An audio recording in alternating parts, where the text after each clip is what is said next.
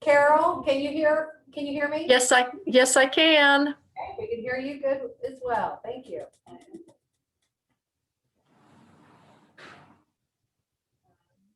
I think Brad's still stoked up to Well, he accepted, but he didn't clarify if he'll be virtually. Maybe he's going to join us virtually then. I do know that Connie won't be able to be here tonight, but, and then Carol will be this virtual. So. Kayla should be here in a few seconds. So here for the participants here, we have the panelists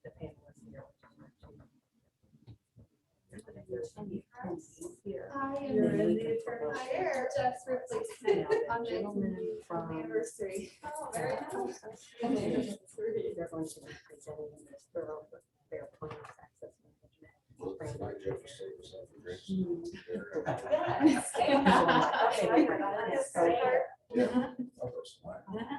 Any more lows or something? Somewhere like that, something. Hey, if it's traditional. Good. I think it was. Here he's. Sorry, he gave you the company card.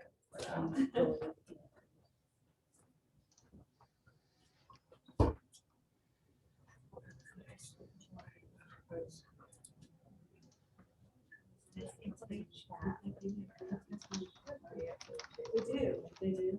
And every time, so.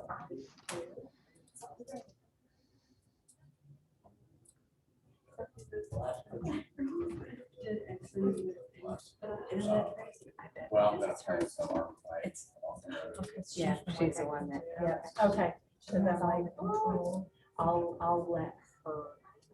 and then the roads going north south. Yeah.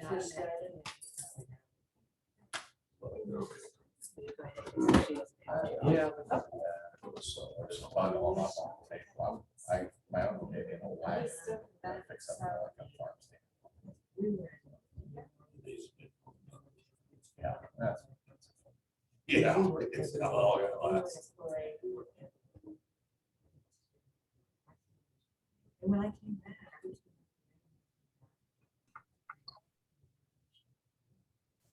Yeah, outside, I got like 200 tomato plants.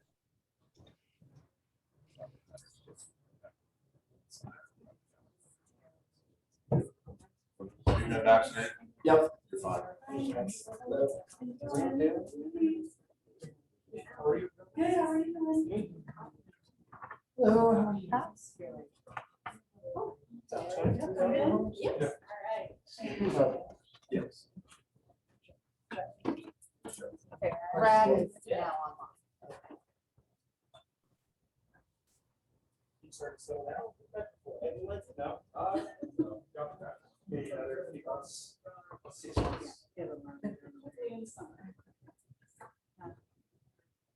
The presentation should be on there now. If you kind of just like scroll, like pull it down a little bit and then it'll refresh.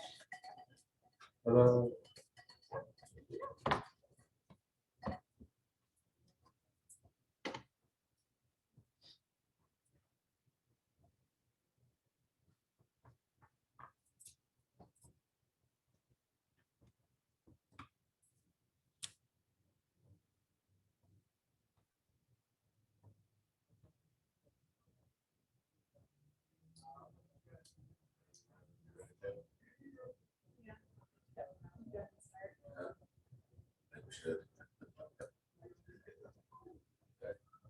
Good evening, everyone. Welcome to Town of Pelton's June Planning Commission meeting. Probably not having your roll call, okay, since we got 2 words. Okay. Cheryl Ramey Hunt. Jenny Sisson. Here. All right, fair enough. Here. Kyle Eichhorn. Here. Brad Valentine. Here. Carol Hannah. Here. Connie Schultz Hines. All right, thank you, Kel. We do have a quorum. If I could ask the board to Review the minutes on your tablet. Take motions.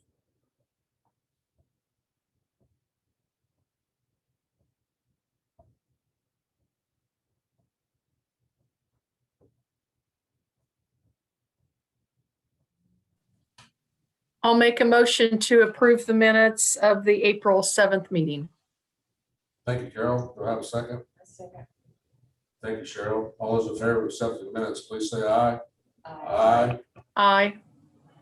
Those opposed? That's approved. Okay, first item on old business is the thoroughfare plan update. Ms. Carol? Should we, Brandon and Ryan, do you want to kind of take it away? They made pretty good Yeah, thank you, Kayla. Can everyone hear me okay? Yes. Okay, so good evening, everyone. I am Brandon Candera from the Madison County Council of Governments, and I'm the project manager for the Pendleton Thoroughfare Plan. With me tonight in person is Ryan Phelps. He is the principal transportation planner at MCOG, and online is Varu Mushineri. She is a transportation planner at MCOG as well. Tonight, I plan to introduce the Access Management and Control Ordinance Amendment and the Thoroughfare Plan document to you all, and we will be seeking a favorable recommendation for both items during the July Plan Commission meeting. So tonight you just kind of have to listen. Hopefully that's okay. But first, let's discuss the Access Management and Control Ordinance Amendment. If you recall, the Access Management and Control Ordinance received favorable recommendation from the Plan Commission and was adopted by Town Council in March. The purpose of access control is to improve the overall safety of a corridor by carefully inspecting access to land adjacent to a roadway. The ordinance outlines access considerations to be reviewed as part of the site design review process that the town has already established. Since March, it was brought to our attention by the Unified Development Ordinance Project Consultant that the Access Management and Control Ordinance might or could be better amended to better align with the UDO. From this, the only change to the ordinance will be replacing Figure 1, clear vision at driveways, with a new graphic to better match the intersection visibility requirements of the Unified Development Ordinance. Some text in Section 1.4, subsection A3 of the ordinance will also be updated to reflect where to find the value of X, as shown on the new graphic in the UDO intersection visibility section. This change was brought about from the difficulty of using right-of-way lines to measure a clear vision area around an intersection. Right-of-way lines are extremely difficult to find when you are out in the field, so we are switching from right-of-way lines to the center line of a roadway, which can be easily identified in the field. The updated graphic that will be amended into the ordinance is available to view on the Google Drive for the Plan Commission. Once again, this is a minor change to the Access Management and Control Ordinance to better align with the UDO. Before I move on, are there any questions on the ordinance amendment this evening?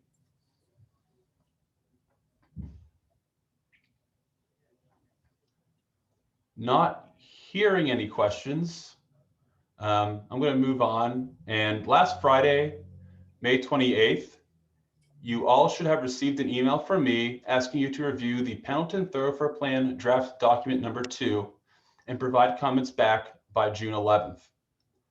I wanted to introduce the document to you all this evening so you have a better understanding of what it encompasses. The document is broken down into 5 chapters. Chapter 1, Introduction. Chapter 2, Context and Background. Chapter 3, Public Participation. Chapter 4, Scenario Planning. And finally, Chapter 5, Implementation. Each chapter builds on the previous chapters, and the document culminates in an action item list. Chapter 1, Introduction, lays the groundwork for what a thoroughfare plan does and highlights the Indiana Code requirements for a thoroughfare plan in the state of Indiana. Additional items covered in this chapter include how the thoroughfare plan was prepared, COVID-19 impacts, and previous planning work, and how this document builds off the momentum from the town being proactive for future growth. Chapter 2, Context and Background, covers the current state of Pendleton's transportation system. This chapter covers the analysis areas used for the thoroughfare plan, demographic trends, the base conditions for the transportation system, and this chapter is wrapped up with a review of recent transportation improvements the town has made. Chapter 3, Public Participation, highlights all the work done to gather public input during the Pendleton Thoroughfare Plan process. The chapter focuses on community input and the formation of a steering committee. Input gathered from 2 public surveys is reviewed, and additional information will be added to this chapter once the final public workshop is held. The public workshop is a joint public workshop to showcase the Thoroughfare Plan and Unified Development Ordinance to the public. This workshop's date and time are still to be determined, but we hope to know soon. Chapter 4, Scenario Planning, looks at how projects, programs, and policies may react under various future conditions. The Thoroughfare Plan uses scenarios to compare interactions between multiple factors, such as transportation, land use, and economic development. This chapter also analyzes how different land use, demographic, or other types of scenarios could impact transportation networks. Chapter 5, Implementation, starts where Chapter 4 leaves off. The recommendations in this chapter have been developed to support the plan's vision and address the current and future needs of the transportation system. These recommendations represent the compilation of information from public input and technical analysis conducted through the thoroughfare planning process. In closing, the Pendleton Thoroughfare Plan should be updated in conjunction with the Pendleton Comprehensive Plan approximately every 5 years due to anticipated growth. Are there any questions about the Pendleton Thoroughfare Plan or document introduction I just went over?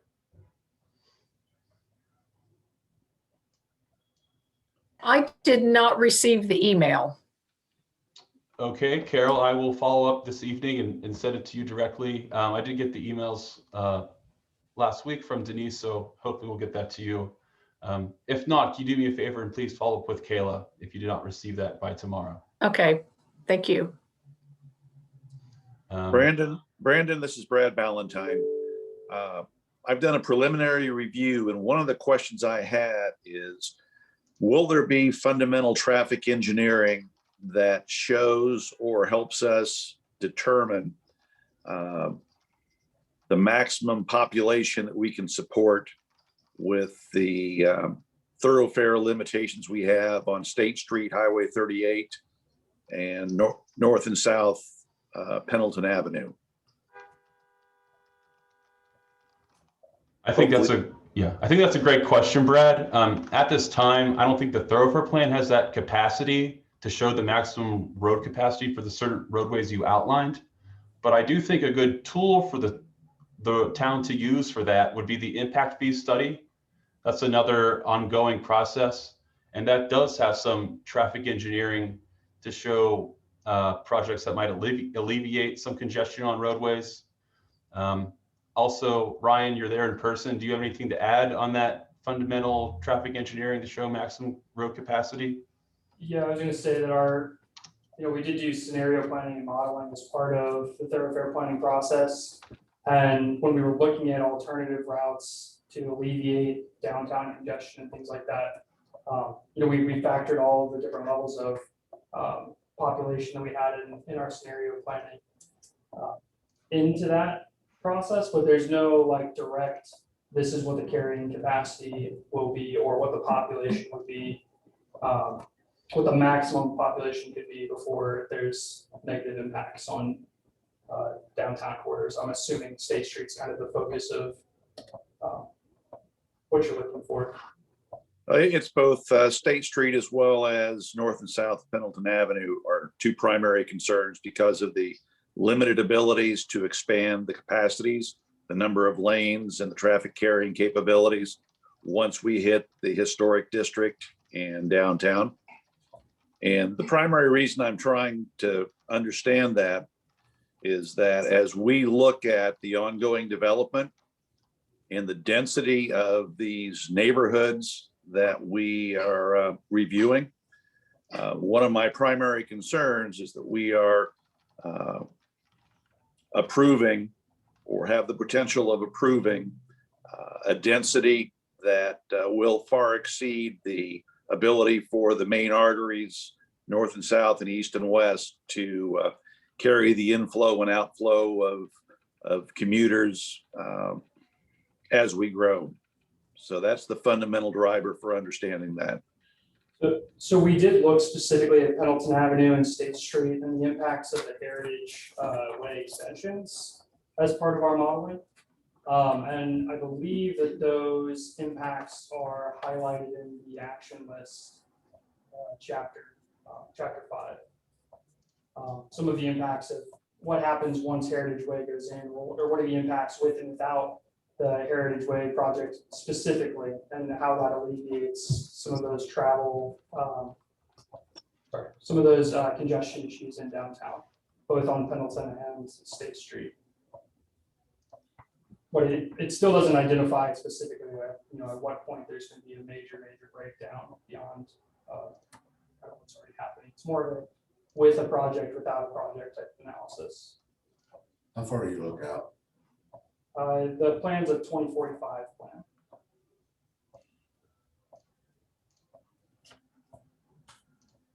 Any more questions? If there's no questions, I please ask you all to go back and review the email I sent on Friday to review the draft document. I basically ask you to do the following: is please review the draft document, and thank you for your questions tonight. And second, if you could prioritize the recommendations within each time frame in Chapter 5.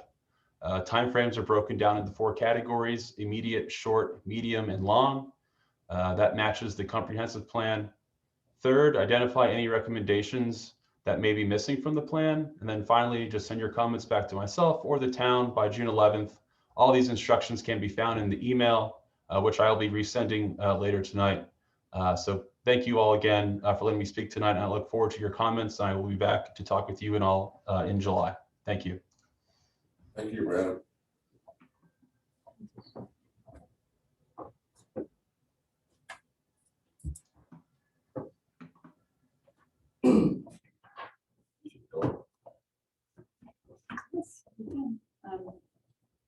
Unified Development Ordinance and right-of-way dedication update. This next item on the agenda.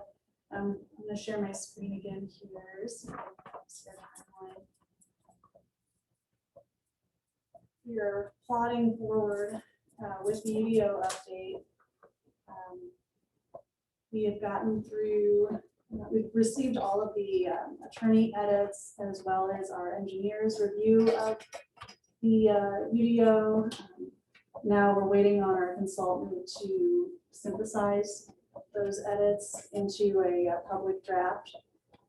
And the next step will be scheduling that public workshop in conjunction with COG with the thoroughfare plan update. And that is top priority now that we've got all of our edits back in. So as soon as KK is comfortable with that, I'd like to get that going, get this moved out.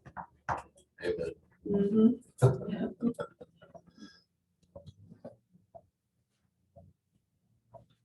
Interchange master plan, we really don't have any updates for you guys at this point. We did return all of our staff edits to Kimley Horn.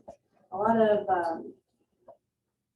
technical kind of wording, proofreading, and also some questions about some of those quadrants that we've heard going around, and also from a couple of the property owners out there that were very valid. So we did bring those up to the consultant. So hopefully your next month, we will bring that to you and for a recommendation to the town council.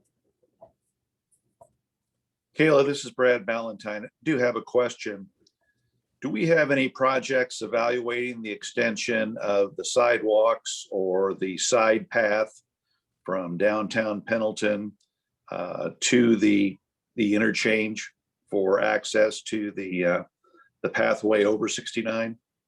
Yes, we do. Pendleton Business Park Trail is a project that we have received some estimates on through Banning Engineering.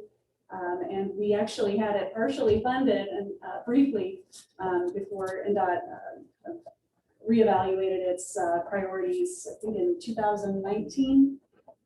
So that is a project that it won't go right along State Street due to the grade and the cut in State Street along that segment, but we do have a utility easement at the end of Taylor Street. There's also a pedestrian, well, what will be a pedestrian bridge. It's an iron truss bridge. Will be put back over the creek and form a portion of a pedestrian path that will then kind of go through the business park over the Rosa Fry drain and eventually connect up with that path over the interstate. So there is a plan. We've got estimates for it. We just need funding. I know Scott Rusty, our town manager, is looking for that funding here actively to see if we can get any of that in place. Does that answer your question, Brad? Yes, it does. And the driver on this is that when the sidewalks ends on the west side of town, for example, I mean, just this evening, once again, there are runners who are running west and they jump from the sidewalks into State Street during rush hour.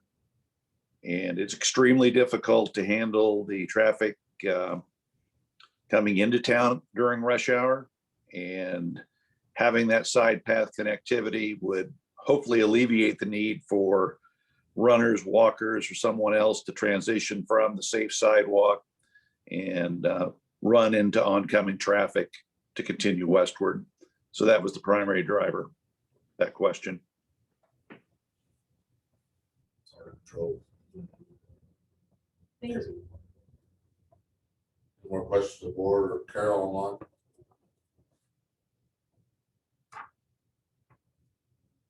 Okay, thanks, Carol. Any questions from the audience?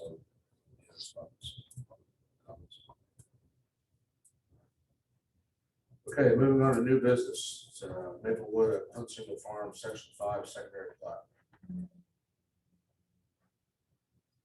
I've got a hard copy of this plat and the construction plans here, if anybody would like to go through it. It's up here at the front of the table. It's also on our Google Drive folder for those of you who are attending virtually. I've just included a couple snapshots of it here in our presentation. We've got Josh Krebular from American Structure Point representing the petition tonight. Do you want to go ahead and introduce this, please? I'm sorry, Kayla, could you speak up a little bit? I'm having trouble hearing you. Sorry, yeah, I've actually just introduced Josh Krebular from American Structure Point to introduce this petition, Section 5 of Maplewood at Huntsinger Farms. Yeah, let me know if you can't hear me and I'll speak up. This is the third section that we're building off of Huntsinger Farms, which was primary plat was approved a couple of years ago. And we've been eating our way through those sections. So this is the last section in the Maplewood portion. It's 42 lots. And basically it's going to be built with what's being built previously that Maplewood 4 that was approved late last year with the NDOT improvements. So the dirt is already being moved out there. And this is just going to get that plat buttoned up and ready to go.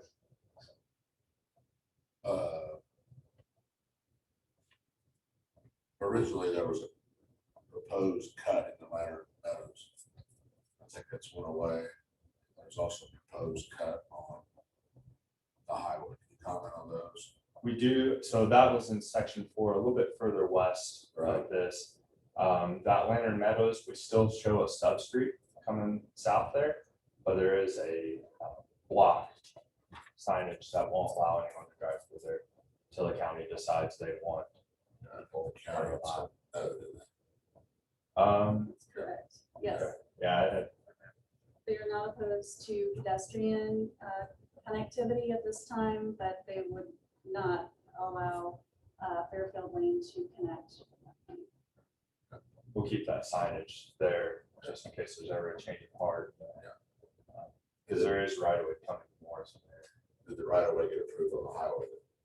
Yes, That new cut? yeah, the NDOT, all of our NDOT permits are in place and ready to get the signal up on 36 and get all the lane improvements on both entrances in the north and west ends.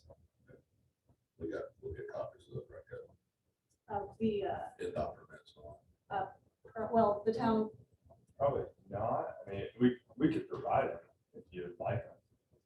Why don't we have on record? Okay. Yeah. Yes. Board have any questions for Plat 2? Mount One, Kyle? I looked it over. It's good. Brad, Carol? No questions from my So- end. Well, so did I miss, is this the part where we're going to have the extension that goes into State Road 9 then? The entranceway? That was the previous section. That got approved with the previous section, but essentially at this point, they're both going to be built at the same time. Okay, good.